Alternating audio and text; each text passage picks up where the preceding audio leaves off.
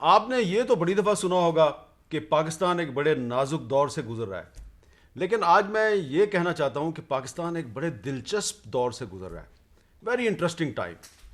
اس لیے کہ آپ نے دیکھا کہ الیکشن کمیشن آف پاکستان جو ہے اس نے پی ٹی آئی کے امیدوار ہیں سینٹ کے الیکشن میں فیصل واڈا صاحب، ان کے کاغذات نامزدگی منظور کر لیے ہیں، اور مسلم لیگ نون کے ایک اور سینیٹر ہیں جناب پرویز رشید صاحب، ان کے کاغذات نامزدگی مسترد کر دیے ہیں، اور ان کے کاغذات نامزدگی مسترد کرنے کی وجوہات بڑی انٹرسٹنگ ہیں، اور فیصل واڈا صاحب کے کاغذات منظور کرنے کی جو وجوہات ہیں اس کو بھی کچھ لوگ بڑے انٹرسٹنگ قرار دے رہے ہیں۔ اور آج ایک اور بڑی اہم ڈیولپمنٹ ہے، اور وہ یہ ہے کہ اب سے کچھ دیر پہلے سابق صدر آصف علی زرداری صاحب کی ٹیلی فون پر سابق وزیر اعظم نواز شریف صاحب کے ساتھ گفتگو ہوئی ہے، اور اس گفتگو کا جو موضوع تھا وہ سینٹ کا الیکشن تھا، اور اس میں طے کیا گیا کہ یوسف رضا گیلانی صاحب کو کس طریقے سے جتوانا ہے۔ اس کے لیے نون لیگ کی طرف سے شاہد خاقان عباسی صاحب اور پیپلز پارٹی کی طرف سے راجہ پرویز اشرف صاحب کیا کردار ادا کریں گے، یہ جو ہے اس ملاقات میں طے ہوئے۔ تو ہم بڑے ایک انٹرسٹنگ دور سے گزرے ہیں۔ سپریم کورٹ آف پاکستان میں بھی اس مسئلے پہ روز ہیئرنگ ہو رہی ہے، اور آج تو چیف جسٹس آف پاکستان نے نون لیگ اور پیپلز پارٹی کو چارٹر آف ڈیموکریسی کی یاد دلائی ہے۔ میں آپ کو ریمائنڈ کروانا چاہتا ہوں کہ چارٹر آف ڈیموکریسی کو سب بھول چکے تھے، لیکن یہ اوپن بیلٹ اور سیکرٹ بیلٹ کی جب ڈبیٹ شروع ہوئی تو سب سے پہلے اس خاکسار نے، اس ناچیز نے، وہ چارٹر آف ڈیموکریسی کا جو آرٹیکل 23 ہے اس کا ذکر کیا، اور اب سارے جو ہیں اس کا ذکر کر رہے ہیں، لیکن چارٹر آف ڈیموکریسی کے صرف ایک آرٹیکل کا ذکر کیوں ہو رہا ہے؟ باقی آپ پورے کا پورا چارٹر کیوں بھول گئے ہیں؟ تو آج گفتگو کے لیے ہمارے ساتھ موجود ہیں جناب شفقت محمود صاحب، وفاقی وزیر تعلیم، جناب سینیٹر جاوید عباسی صاحب مسلم لیگ نون کے رہنما، اور محترمہ ناز بلوچ صاحبہ پاکستان پیپلز پارٹی سے ان کا تعلق ہے۔ شفقت صاحب یہ بتائیے کہ یوسف رضا گیلانی صاحب وزیر اعظم تھے، حفیظ شیخ صاحب ان کے وزیر خزانہ تھے، اب اسلام آباد سے جنرل سیٹ پہ سابق وزیر اعظم کا اپنے ہی سابق وزیر خزانہ سے مقابلہ ہے، اور سابق وزیر خزانہ کامیابی کے لیے ٹیلی فون کرتا ہے جہانگیر ترین کو۔ انٹرسٹنگ۔ اس سے پہلے کہ میں آپ کی اس بات کا جواب دوں، آپ نے جو انٹرو کیا اور جو چلا، مجھے بڑے انٹرسٹنگ ہے۔ پرویز رشید کی کاغذات نامزدگی مسترد ہوئے تو ای سی پہ چڑھائی کر دی کہ جی یہ ان کی وجہ سے یہ ہو رہا ہے اور وہ ہو رہا ہے۔ اس سے پہلے سپریم کورٹ پہ ہیئرنگ ہو رہی ہے تو مریم نے اوبلیکلی سپریم کورٹ کو اٹیک کر دیا، ادھر سے نیب پہ اٹیک تو ہے ہی ہے۔ مطلب ہے کہ کوئی ادارہ ایسا ہے جو انہوں نے چھوڑا ہے؟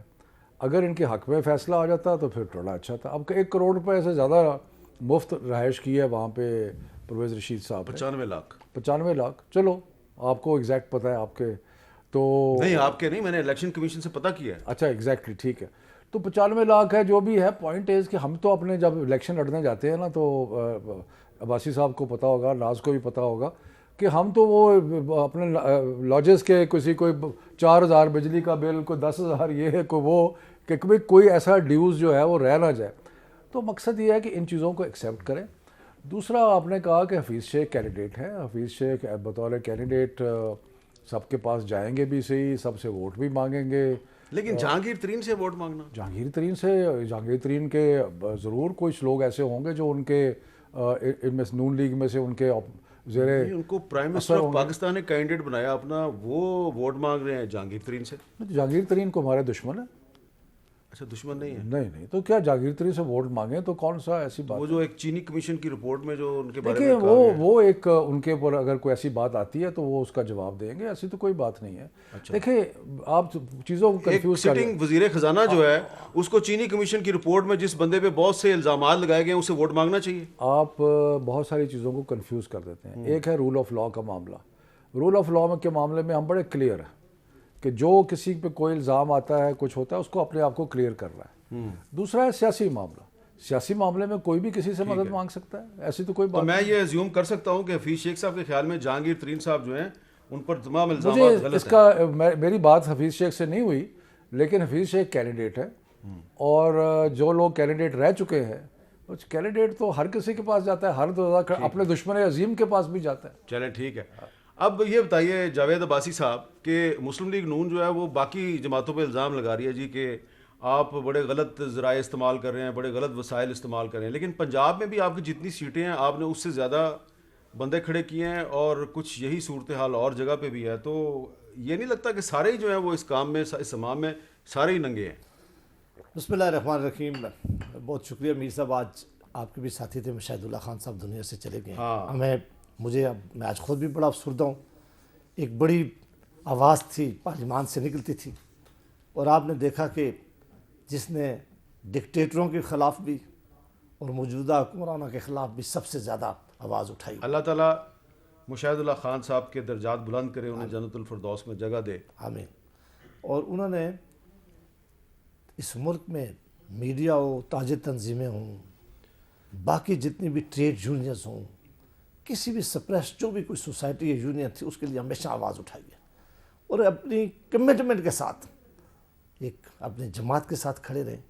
اور یہ جو شاعر ان کے آپ نے ابھی سنائے ہیں، اس طرح وہ ہاؤس کے اندر شاعری بھی کرتے تھے، لٹریچر سے بھی ان کا تعلق تھا، اور بہت باوقار طریقے سے انہوں نے اپنی پولیٹیکل زندگی گزاری ہے.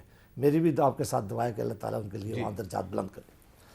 ابھی جو سوال آپ نے پوچھا میں ڈائریکٹ اس پہ آتا ہوں کہ نامینیشن کینڈیڈیٹ کے لیے کتنے لوگوں کی بھی بھرتی کر لے، وہ 6 ہوں 10 ہوں، اس کے لیے ایک ٹائم ہے کہ اس دن آپ نے کینڈیڈیٹ سے واپس لینے ہیں. وہ ڈیٹ ابھی تک آئی نہیں ہے، کیونکہ اس وقت تک آپ کینڈیڈیٹ 4 بھی فیلڈ میں رکھ سکتے ہیں، 6 بھی رکھ سکتے ہیں. فائنل ڈیٹ ہے جو میرا خیال ہے 23 ہے یا 22 ہے. دیکھیں اس کو ہم نے آپ میری بات سن لیں، گزارش مؤدبانہ. جی. دیکھیں پنجاب سے ٹیکنوکریٹ کی سیٹ پہ پی ٹی آئی کے بیرسٹر علی ظفر صاحب بلا مقابلہ ہو گئے. جی 4 ہو گئے. آپ کے نون لیگ کے جناب اعظم نذیر تارڑ صاحب ہو گئے. خواتین کی بھی خواتین پہ پی ٹی آئی کی ڈاکٹر زرکا سور وردی صاحبہ ہو گئیں.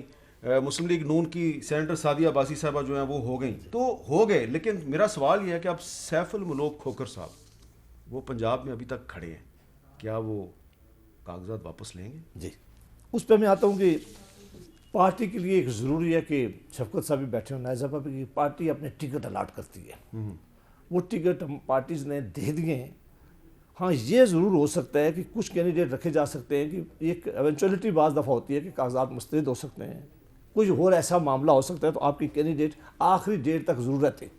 جو ہی آخری ڈیٹ جو ہوگی جس دن کاغذات واپس لیں گے، اس کے بعد آپ دیکھیں گے کہ انشاءاللہ ہمارے وہی کینڈیڈیٹ ہوں گے جن کے پاس پارٹی کا ٹکٹ ہوگا. کسی بھی آزاد آدمی کو فیلڈ میں نہیں رکھا جائے گا. اس دن تک آپ نے ضرور. میری اطلاع کے لیے کون ہے جو فرسٹ رینک کے ٹکٹ ہولڈر کون ہے؟ 5 ہیں. 5 ہیں. جی. اور وہ اس میں سے 2 تو ہو گئے. 2 ہو گئے. 2 تو ہو گئے نا، دونوں ایک ٹیکنوکریٹ کی اور ایک لیڈیز کی. جنرل سیٹ پہ وہ 2 ہمارے بھی ہو گئے اور 2 ان کے بھی انپوز ہو گئے، تو وہ 4 سیٹیں ہو گئی ہیں. اب چونکہ مقابلہ ہمارا اور ان کا جنرل سیٹ پہ آ رہا ہے. وہ ابھی کون ہے آپ کے؟ ہمارے مشاہد اللہ صاحب بھی اسی سیٹ پہ تھے، پرویز رشید صاحب بھی اسی سیٹ پہ تھے، ساجد میر صاحب جو تھے وہ بھی اسی سیٹ پہ. اس لیے ابھی ہم نے فیصلہ ہونا ہے. لیکن سیف الملوک کھوکھر صاحب بھی ہیں. نہیں، میں نے کہا کہ یہ نامینیشن پیپر ہے ابھی تک رکھیں، کینڈیڈیٹ اس وقت ہوں گے اس دن کے بعد. لیکن جو بہت ضروری بات جو ابھی آپ نے شفقت صاحب سے پوچھی تھی، اور یہ میں آج سے بالکل 100% اتفاق کرتا ہوں کہ اس سے زیادہ شاید دلچسپ اور حیرت انگیز صورتحال سے ہم نہ گزرے. ایسی نہونیاں ہو رہی ہیں جو پہلے شاید ہم نے نہیں دیکھی تھی. ہر طرف ایسی نئی باتیں چھڑی جا رہی ہیں، ایسے ایشوز چھیڑے جا رہے ہیں کہ جو اصل ایشو سے اس کو ہٹ کر باقی ایشو کو رکھ دیا گیا ہے. سب سے امپارٹنٹ بات جو آپ نے کہی ہے کہ جو ہمارے وزیر خزانہ جو اسلام آباد سے الیکشن لڑ رہے ہیں، وہ ایز اے فائنانس منسٹر آج پاکستان سے ہے، تو وہ ایڈوائزر ہیں، لیکن ان کو چونکہ عہد دے کے ایز اے منسٹر دیا تھا.